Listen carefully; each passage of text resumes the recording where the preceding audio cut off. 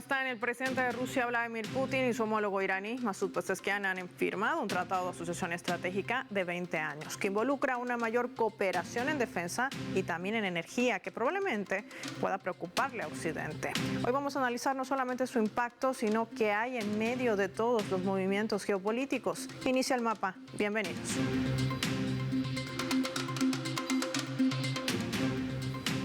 Les proponemos por esta razón desplegar nuestro mapa y revisar algunos datos claves para entender todo este panorama.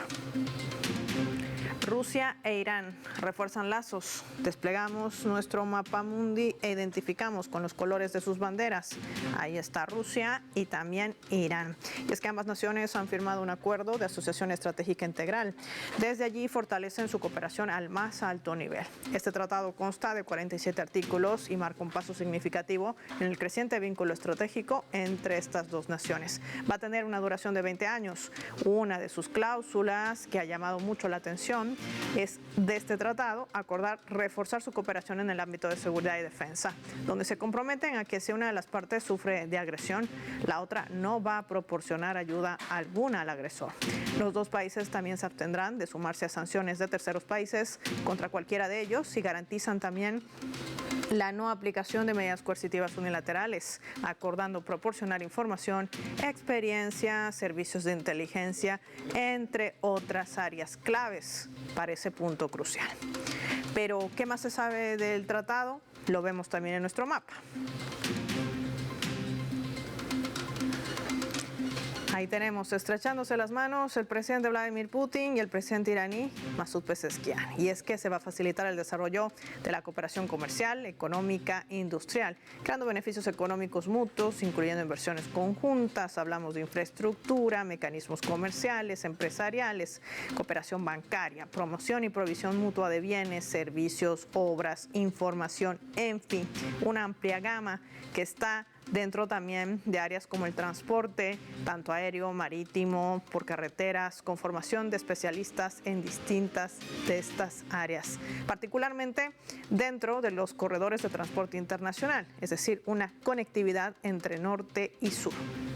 Los contratantes podrán ampliar también la cooperación para el sector petrolero, otra clave, y el gas sobre la base de principios de igualdad y beneficios mutuos, así como la construcción de un gasoducto para promover los campos de atención en ámbitos de salud, educación superior, ciencia, tecnología, no puede faltar, innovación, cultura y agricultura. Se han comprometido también en asistirse en el caso de catástrofes naturales o que sean promovidas por el hombre. Por ello, también entra subrayado y en grande el área humanitaria. De esto y más vamos a hablar con nuestros especialistas.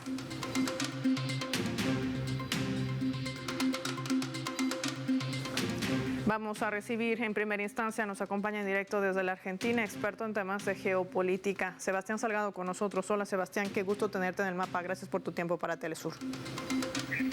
Hola Paola, un gusto saludarte nuevamente.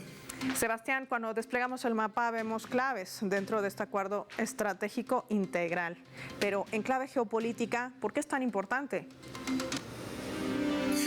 Porque de alguna manera se afianzan una serie de lazos que tanto la República Islámica como la Federación Rusa vienen trabajando ya desde hace varios años. Los hemos visto trabajar de manera conjunta en la República Árabe Siria, en la defensa contra los grupos terroristas en ese país, y que después de la caída de Bashar al-Assad muchos especulaban con que esa alianza tal vez no tendría el futuro que se esperaba de ella hace un tiempo atrás. Con este acuerdo, Rusia y Irán echan por tierra esta serie de especulaciones que muestran evidentemente que aquellos países que han sufrido sanciones económicas por parte de Occidente y especialmente por el gobierno de Estados Unidos encuentran un objetivo y un horizonte político común que se afianza a través de este tipo de acuerdos. Cosas puntuales que me llaman la atención, que ha hablado siempre el presidente de Rusia, Vladimir Putin, recordemos desde que asumía la presidencia del grupo BRICS, hablaba mucho de esa interconectividad, las carreteras fundamentales de norte a sur, que es otro de los puntos establecidos en el acuerdo, donde entra también a esta ecuación Irán, dentro de esa otra esfera energética. ¿Estará camino Irán de ser el hub energético para Rusia? Es interesante eso y también hay que recordar, Paola, en ese sentido de que ya existían acuerdos y trabajos previos con el fallecido, martirizado presidente Raisi en esta famosa carretera que une San Petersburgo con la India. Es realmente un proyecto ambicioso que está a la altura de lo que se conoce como la Ruta de la Seda, y el presidente Raisi y el presidente Putin ya habían firmado este acuerdo que en algunos tramos iba, como vos decís, por tierra, pero que también unía una serie de puntos a través de vías férreas con un tramo de 160 kilómetros que Irán y Rusia ya han construido, pero que también une puertos tanto del Golfo Pérsico como del Mar Caspio. Y así es que Irán queda dentro de lo que es el proyecto de exportación e importación de bienes y servicios de la Federación Rusa, que de alguna manera toma un tinte político, si se quiere, mucho más afianzado con este acuerdo que están firmando en este momento, porque lógicamente esto marca un antes y un después en una balanza comercial que tiene más de, en este momento ya, 4.000 millones de dólares de intercambio. Más una balanza comercial que permitirá el crecimiento de los países por los cuales transiten acuerdos comerciales que también de alguna manera, Sebastián, permitirán sortear las mal llamadas sanciones. Estas medidas coercitivas y unilaterales con las que también actualmente amenaza la administración de Donald Trump. Sí, absolutamente. Lo ha padecido la Federación Rusa, lo ha padecido la República Islámica de Irán. Por eso también esto de alguna manera, Paola, es un fortalecimiento tanto del Grupo de Cooperación de Shanghái como de los países BRICS, recordando que la República Islámica es uno de los países miembros nuevos de lo que se conoce como el BRICS Plus o Plus, y que van a dejar de lado la utilización de cualquier tipo de moneda extranjera que no sea parte de ninguno de estos dos países, y que lógicamente, aumentando el intercambio de bienes, ellos afirman en este convenio de 47 artículos de que no van a respetar ningún tipo de sanción unilateral por parte de terceros países. Y también es importante, como ustedes señalaban antes, de que en caso de que una tercera nación agreda a uno de estos dos países, si bien no se comprometen a formar una alianza militar, como sí la tiene la Federación Rusa con la República Popular Democrática de Corea, conocida como Corea del Norte, sí se comprometen a no ser parte de la agresión. Por lo tanto, fíjate vos, pongámoslo en términos específicos, en el caso de que el ente sionista israelí lleve adelante algún tipo de agresiones contra la República Islámica de Irán, como lo hemos visto ya anteriormente, sabemos a través de este tratado a 20 años de que la Federación Rusa nunca los va a apoyar. Y eso no es un dato menor, por cierto, tomando en cuenta los últimos movimientos geopolíticos y esa mirada tan colocada de la nueva administración Trump por lo que vaya a ser Vladimir Putin respecto al conflicto de Ucrania, y sobre todo también ante la presión que va a recibir del régimen sionista para ver qué sucede con ese gran complejo militar, industrial, militar, que finalmente es el que se beneficia con los conflictos globales. Gracias, Sebastián, como siempre, por compartir estas claves con nuestros televidentes del Mapa. Marquemos nosotros una pausa revisando nuestra escala.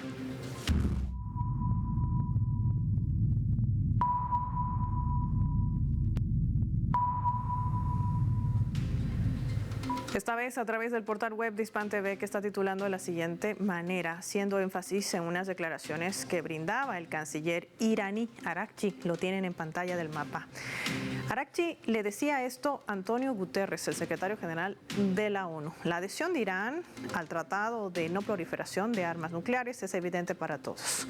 El ministro de Asuntos Exteriores iraní, Seyed Abbas Araghchi, ha enfatizado que Teherán no busca producir o adquirir armas nucleares. El canciller ha vuelto a recordar el principio del país persa sobre armas nucleares en respuesta al llamado que hacía el secretario general de la ONU, Antonio Guterres, a el país iraní, para que dejase dijese claro que no pretende desarrollar armas nucleares y que renunciara a adquirirlas. Es imprudente predicarle, decía Araghchi, a los iraníes que dejen claro de una vez por todas que dejarán de tener armas nucleares. Había publicado el jueves Araghchi a través de su cuenta en la red social X, subrayando además que el compromiso de larga data de Irán con el régimen global de no proliferación de armas nucleares está claro absolutamente para todos, recordando que Irán firmó este tratado de no proliferación nuclear ya el año 1968, cuando fue miembro fundador.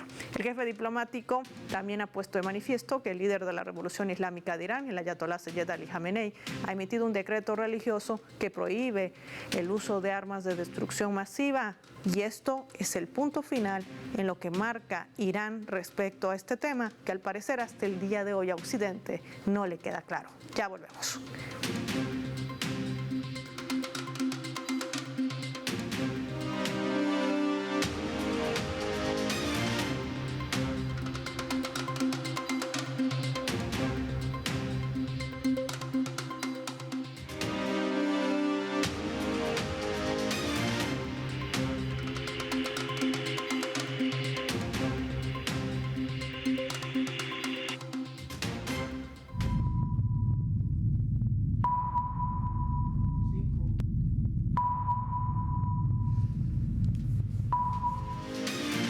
Vamos a sumar otro elemento también para el análisis a través de la fotografía. El presidente de Estados Unidos, Donald Trump, amenazando a Rusia con imponer más sanciones si no acaba con la guerra pronto. Le decía a través de un post: terminemos con esta guerra que nunca habría comenzado si yo hubiera sido presidente de Estados Unidos. Podemos hacerlo de la manera fácil o de la manera difícil, le decía Vladimir Putin, y la manera fácil siempre es mejor. A lo que la portavoz del Ministerio de Relaciones Exteriores de Rusia, María Zaharova, muy temprano esta jornada le respondió. Le dijo que Trump debería de intentar corregir los errores cometidos por la administración anterior. Los asesores de Trump y él mismo han dicho de manera reiterada que la anterior administración de Estados Unidos, a la cabeza de Joe Biden, cometieron personalmente errores en Ucrania. ¿Y qué hacen con esos errores que se cometieron en nombre del país? ¿Están siendo corregidos?, le preguntaba Zaharova al presidente Trump.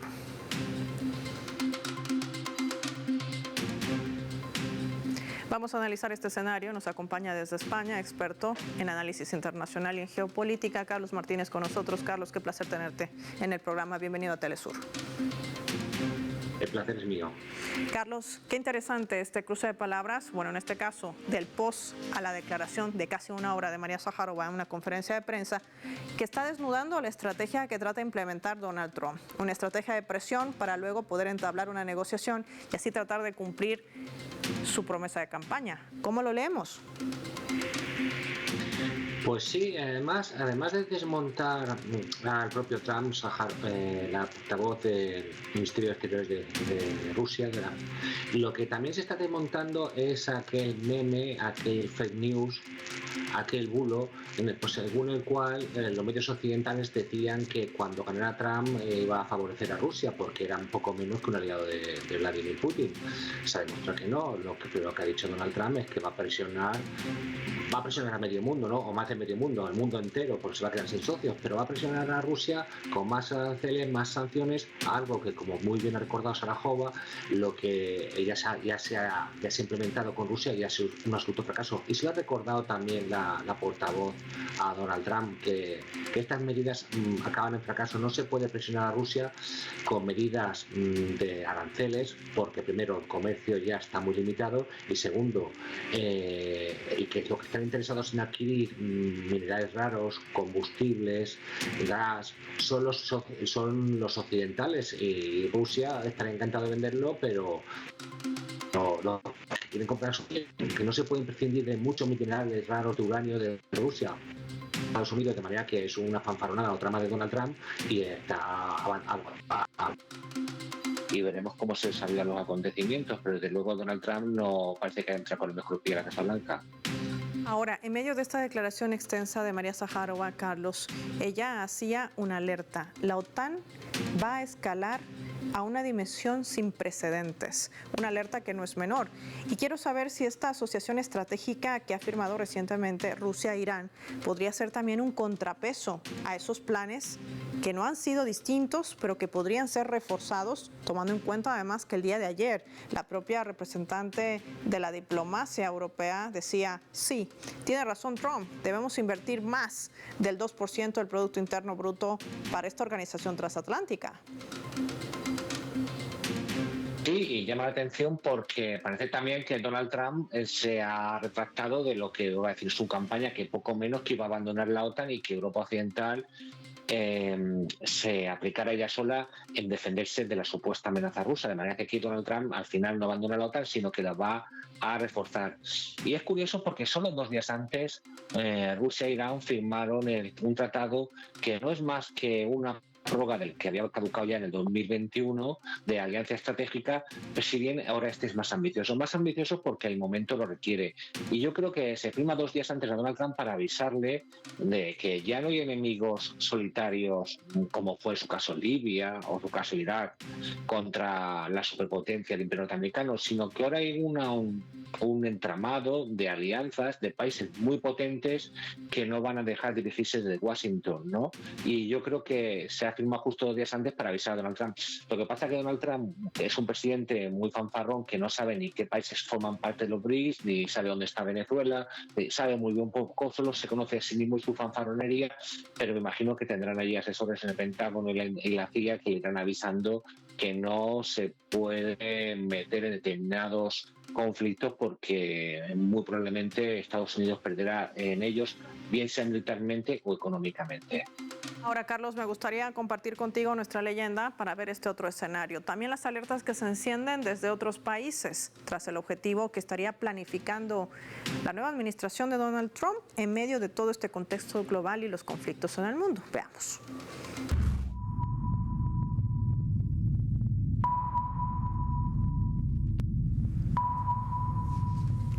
Ustedes saben que Justin Trudeau ha renunciado al cargo de primer ministro de Canadá, pero aún está en funciones hasta que se convoquen a nuevas elecciones. Brindaba una conferencia de prensa reciente refiriéndose ya a la investidura de Trump, a sus primeras órdenes ejecutivas y decía esto en precisión. El presidente Donald Trump dijo que quiere una era dorada para Estados Unidos. Esto requerirá más acero y aluminio, más minerales críticos, más energía confiable y asequible, más de todo para poner en marcha la economía estadounidense. Canadá tiene todos esos recursos, dijo Trudeau. La alternativa para ellos sin nosotros será tener más recursos de Rusia, China o Venezuela.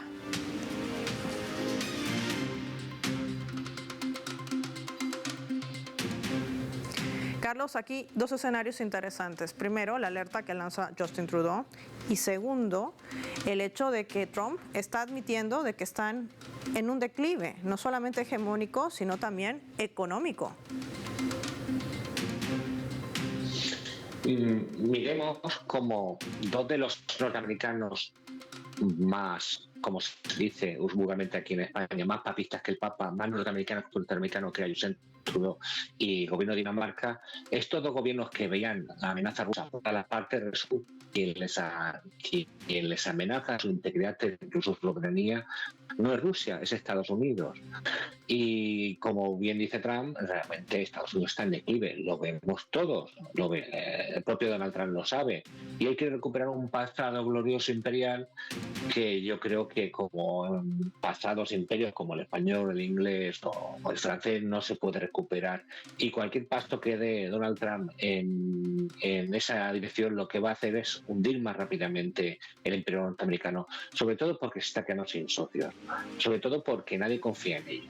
De hecho, si como he dicho hace un momento, si la primera decisiones políticas que tomas es contra tus socios más fiables, pues se va a quedar muy solo. Y Estados Unidos es muy potente, pero es una economía en declive que basa mucho su riqueza en pura especulación, en imprimir dólares, y eso gracias a sus sanciones y gracias a las alianzas del sur global, sobre todo el BRICS, está acabando. De manera que, por muy grande que sea Estados Unidos, acabará decayendo y va a ser más rápido que lento, sobre todo por el rápido crecimiento y la rápida hegemonía de la nueva superpotencia que es China. De manera que yo creo que Donald Trump, como me imagino, que lo que va a hacer es aumentar el declive y iniciar un declive más rápido de los Estados Unidos. Lo único que nos tiene que preocupar al resto de la humanidad es que este declive no venga acompañado de una guerra muy importante, no en pequeña intensidad como ha sido Ucrania,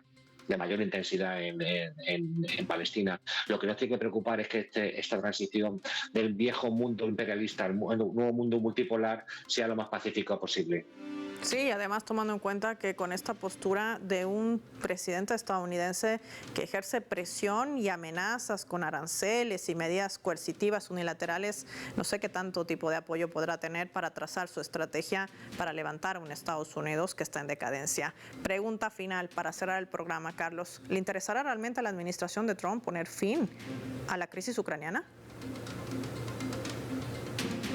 Le interesa porque Donald Trump, sus intereses no son los mismos que los de la familia Biden, que sabíamos todos que estábamos interesados en Ucrania y la guerra. Agradecerte, Carlos, por tu tiempo y por habernos acompañado en este análisis para el mapa de Telesur. Nosotros vamos a finalizar el programa revisando nuestro vector.